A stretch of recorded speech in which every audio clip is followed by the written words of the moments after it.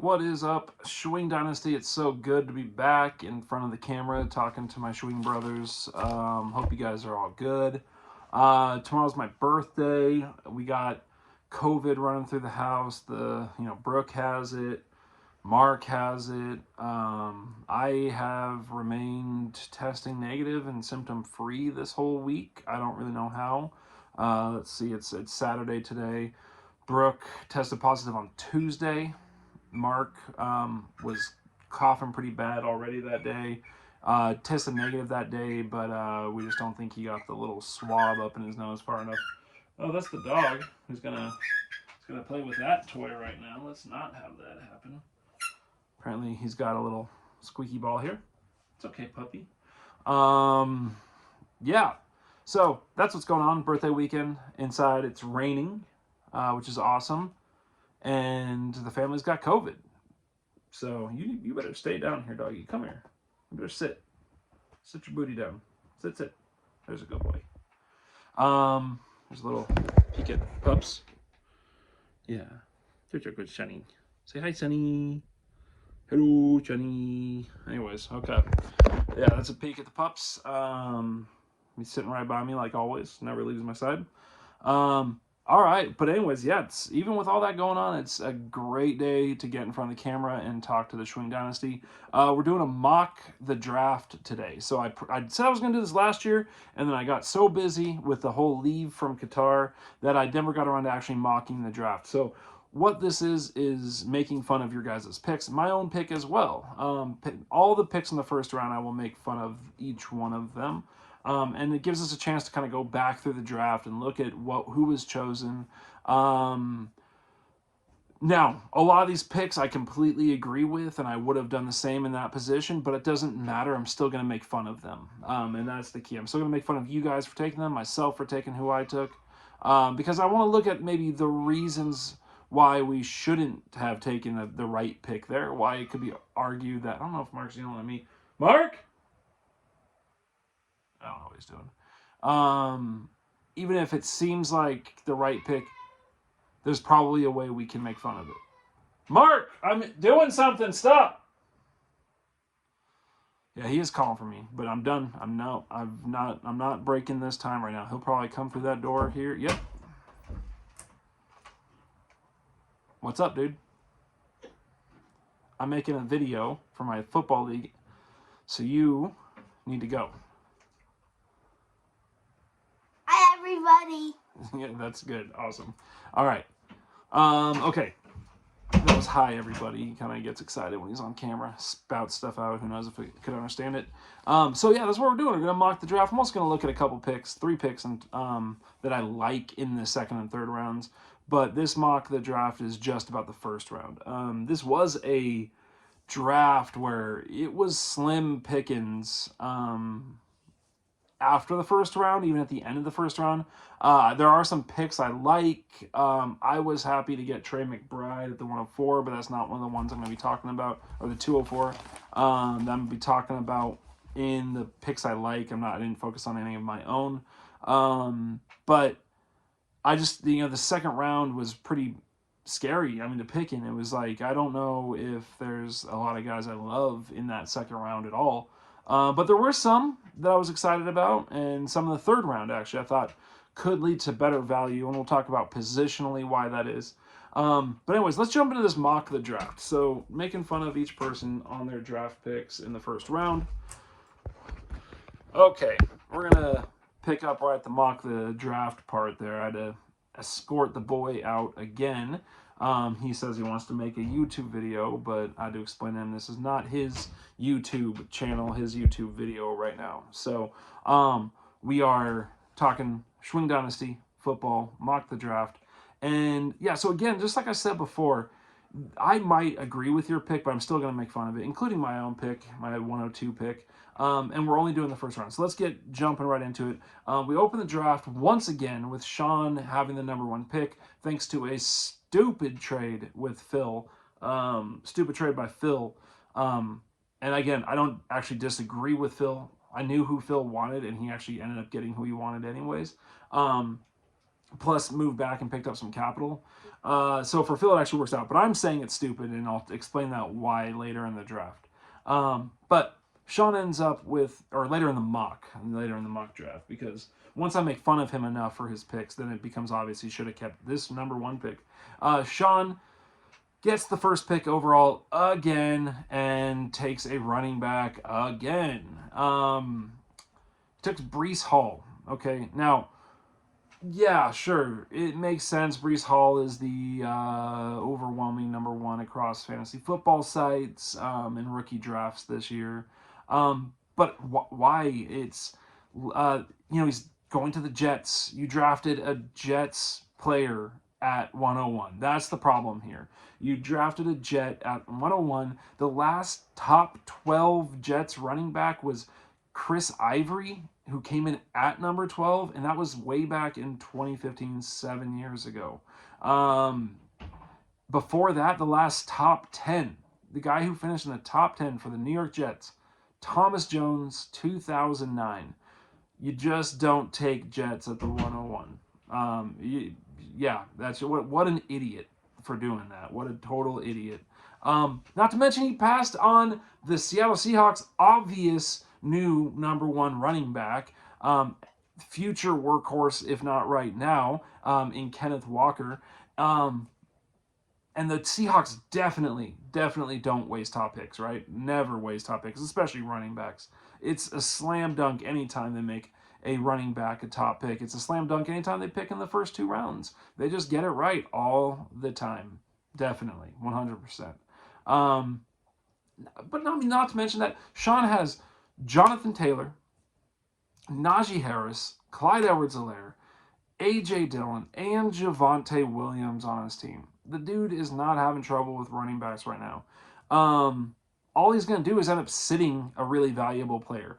Meanwhile, he's got to roll his wide receivers out there. Jamar Chase, obviously fantastic, amazing. DJ Moore should be fine, but he's still getting thrown to by who?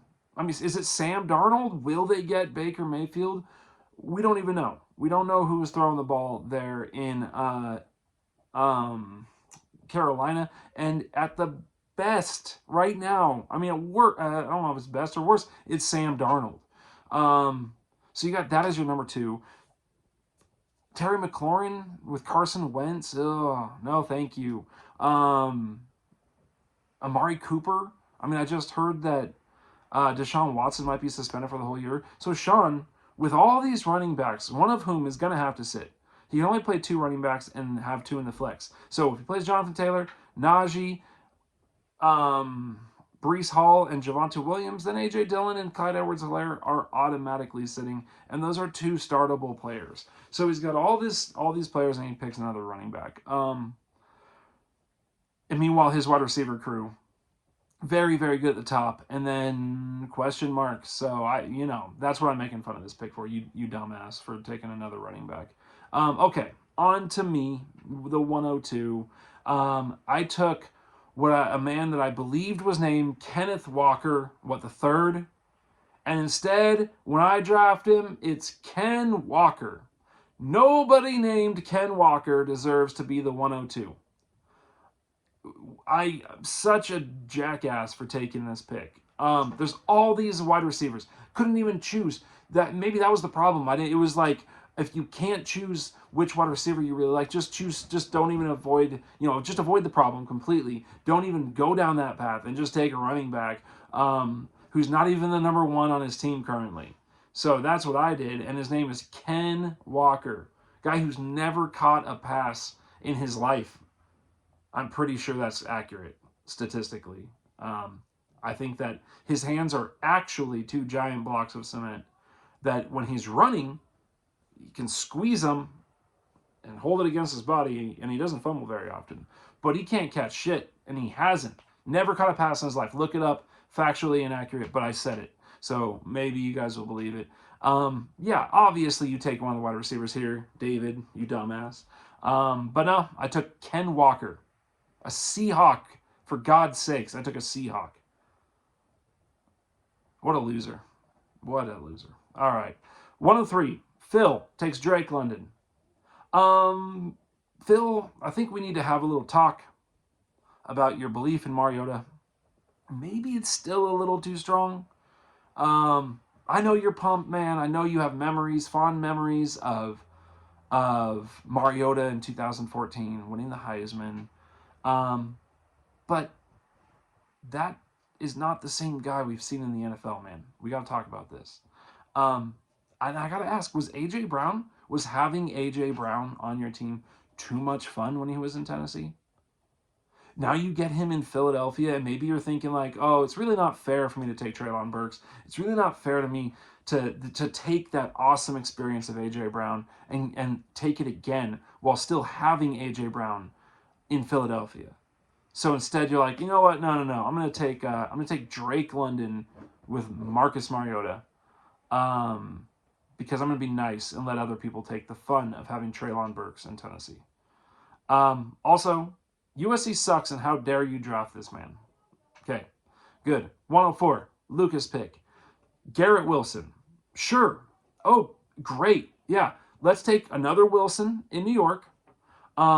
Listen, Ryan Tannehill might be an average NFL quarterback. Maybe, yeah, average. I'd say the guys on Around the NFL podcast used to have a Dalton scale where Andy Dalton was like the over-under for whether your franchise is happy as a quarterback. If he's better than Andy Dalton, you have a chance and you have a franchise quarterback. And if he's worse than Andy Dalton, you should be looking to move on. And Ryan Tannehill is like probably one or two spots higher than when Andy Dalton was at that point in his career. And he's average. I mean, he's good, fine. I mean, he's an NFL quarterback, and to be average in the NFL means you're really fucking good at something. So, yeah, Ryan Tannehill is good. And he makes Zach Wilson. Sorry, that was a long vent on Ryan Tannehill, and you guys are like, this is the wrong team. But the point of it all is that Ryan Tannehill makes Zach Wilson look like crap, especially last year. Maybe he takes a step forward, but right now Ryan Tannehill makes Zach Wilson look like absolute crap. And Ryan Tannehill is average at best in the NFL. You took, Lucas, the second New York Jet in the top 4 picks, you dumbass. I just think it's just gross. You, man, be better than that. You can't do that. There can't be 2 Jets in the top. One of you guys is wrong. I'm just going to say that. Moving on from there. One of you guys has to be wrong. There's no way that 2 Jets are good at the same time in the same draft. Like, it's just never happening. And Elijah Moore is going to make sure of that. He's the guy you want. I have him. Come get him. Come take him from me. Just trade him. All right. 105. Adam goes Treylon Burks. The pick that I said Phil should take at 103. And you're going to soon see why this is a flawed process. Because I made fun of Phil for not taking this man at 3. And now I'm going to make fun of Adam for taking him at 5. So that's what we're going to do. Because he was a 20th percentile NFL wide receiver at the combine in the vertical jump and an 8th percentile in the 3-cone drill. 8th percentile. For those of you guys who aren't big on the whole number thing, that means that in any year, there would be 92% or 91%. Maybe I'm the one who's bad at math here. I'm going to figure it out. 92%, of course, that would obviously be the answer, of receivers would be better than him at that drill. 92 out of 100 for those of you guys who really need it spelled out for you. He'd be the next guy after those 92 went. That's where he finished. And do you know who comps really well to that? Kelvin Benjamin. Yeah, if that doesn't get you wet, you need to break out a little bit of that lube, because nothing's going to do it these days. Yeah, who wants Chris Olave? I mean, who wants a really fucking good wide receiver? Or who wants Mahomes and Rodgers' top 2 picks of Sky Moore and Christian Watson when you can have Kelvin Benjamin tied to Ryan Tannehill? Way to go. That's an awesome pick, man. I totally agree with you on that pick. I actually really like that pick. But, idiot, yeah, way to go. All right. 106, also Adam.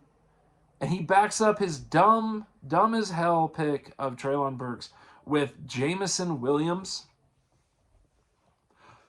Yeah, those field stretchers are really valuable in fantasy football. They, it's really great.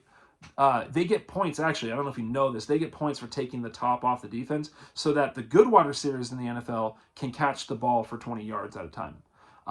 Yeah, they get I think it's a new sweet fantasy football reward system. It's like in baseball. It's like a sack fly. Okay, you take the top off the defense, and then Amon-Ra St. Brown actually catches the pass for 25 yards, and Jameson Williams will get 2 of those. 2 points.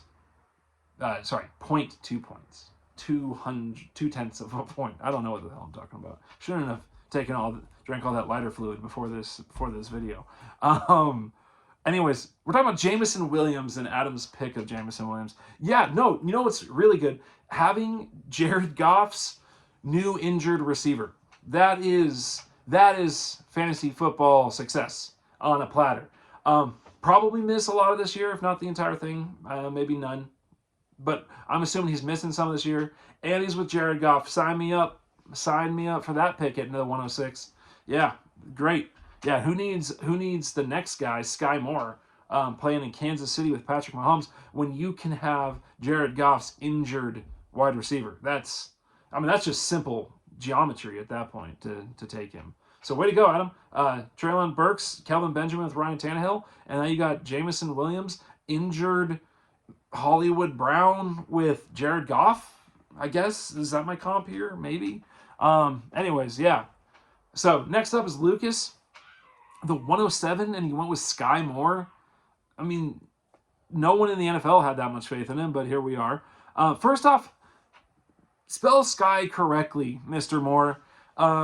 If you spell it with 2 Y's, it's inherently incorrect unless you're a vodka company. No, you don't. I don't know.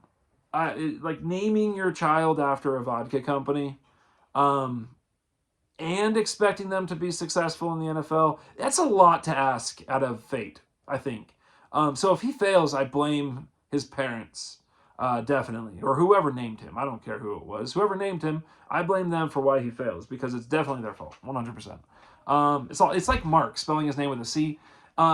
His mom and they should have known. They should have known what he'd become. Yeah. So, anyway, Sky with 2 Y's. There we go. I just had to take another dig at Mark. I don't think he's in the first round, so he's not in the first round, so I didn't get to make fun of him anywhere else. Anyways, and let's also, on top of his name being stupid, let's just accept now that Lucas has an indescribable love for itty bitty men, especially at wide receiver. He loves itty bitty fellas. So watch out, Sean. If you guys ever meet, Lucas might be eyeing you. And he's got Hollywood now. He went out and got that from me. He specifically wanted Hollywood. Rondell Moore, Sky Moore, Garrett Wilson, all itty bitty little guys. Yeah, don't give me Garrett Wilson 6 foot. He's 6 foot, like 190 pounds. Okay, he's not Devonta Smith, but that's not big. And don't bring Mike Evans into this. That's not. Who cares? That's one guy. That's his mustache for not loving little tiny men. It's like, look, this is my big friend Mike, and don't mind the row of hobbits behind him. Yeah. So Lucas likes little bitty guys. So this pick makes a ton of sense. Lucas, good job. You know your type, and you went out and got him twice in this draft.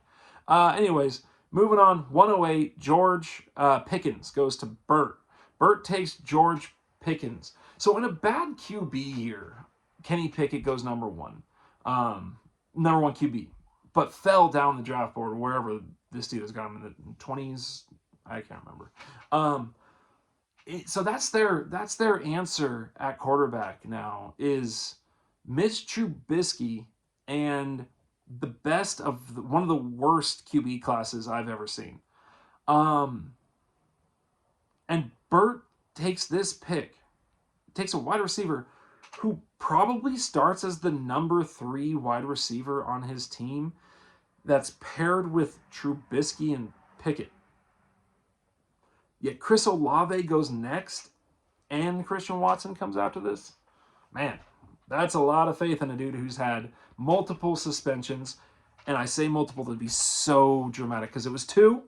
And so it is more than 1. It is a multiple of 2. It's a multiple of 1 and 2. It's a prime number, actually. Math. Yeah, so Burt takes Pickens, who has 2 suspensions at Georgia. Other GMs thought there was enough red flags to move him down after a really good freshman and sophomore year. I think he tore his ACL before his junior year or something like that. But he had a really good. He was an early breakout, which is great. But he's been hurt with the ACL and off the field issues. And Burt's like, yeah, well, it's sweet. That and Mitch Trubisky just lights my fire. So that's who he took at the 108. Well done. Good job. Good job, Burt. All right, next up, the 109, Steve went with Chris Olave. Oh, no, sorry. That's completely false. Steve didn't want Chris Olave. Steve wanted James Cook. He wanted the backup to Devin Singletary in Buffalo. And yes, he is the backup to Devin Singletary right now. So you want James Cook over Chris Olave, and you're mad about it, but now you won't trade him to me for Devin Singletary.